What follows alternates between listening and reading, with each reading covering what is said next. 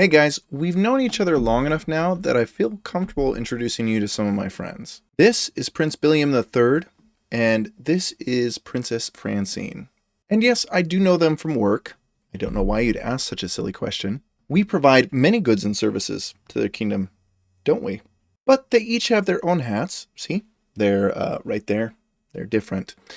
And so I want to make sure that the right emails about the right stuff go to each of them. As you can see, Princess Francine is the Princess of AP, while our good friend Prince Billiam III is the Prince of Purchasing. So I'm going to show you a nifty trick to make sure that Prince Billiam gets everything related to the sales he's placed with us, and that Princess Francine gets everything related to the invoices that we would send to their company. So let's go to their company level, make sure we're in developer mode, and we're going to go into Studio. So let's create a new tab, and I'm going to call this email routing. Now let's go to add, and we're going to add a new many to one where we're connecting this to our contact model.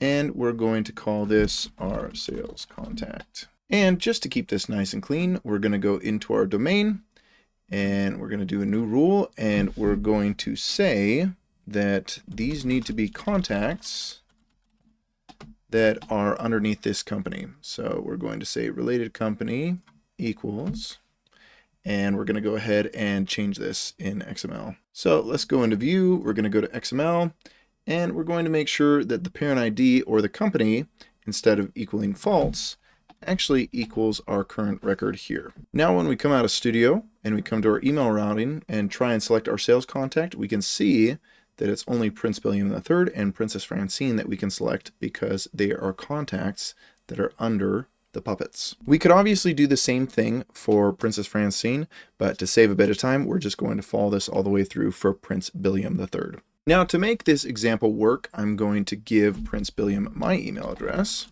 Okay, so you can see that come through. And then we are going to go ahead and duplicate this tab. Don't need this one right here. We're going to go out to our main page, and I'm going to type email, and we're going to bring up these email templates here. Now we're going to group by model, and we're going to look for anything related to our sales orders, which is these four right here. Okay, now comes the somewhat tricky part. So if we go into any of these currently, and we look at the email configuration, you can see the partners that it sends it to are going to be the object, meaning the sales orders, partner_ID.id.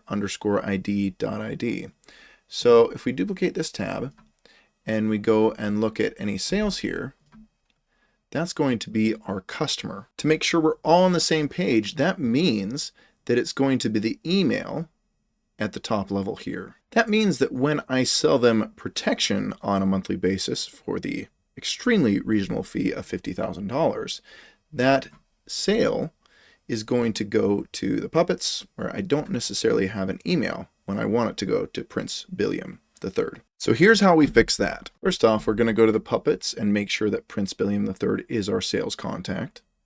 Then we're going to come over to our sales order cancellation, which is one of the emails that goes out related to sales. And we're going to copy in the bit of code that I provided you guys inside of the notepad in the description. Then we're going to come back into our contacts, go to our email routing, and make sure that we can get the technical name of this field right here. Copy that, bring that back over here, and you see this XStudio remittances contact. I'm going to replace that with XStudio sales contact, and this one with XStudio sales contact. So let's walk through this real quick. This is saying for each sales order, so the object, we're going to look at the partner ID and see if a sales contact ID is set. So this is that if right here. So if on the puppets, I didn't set a sales contact here, which I need to refresh this because this tab got updated.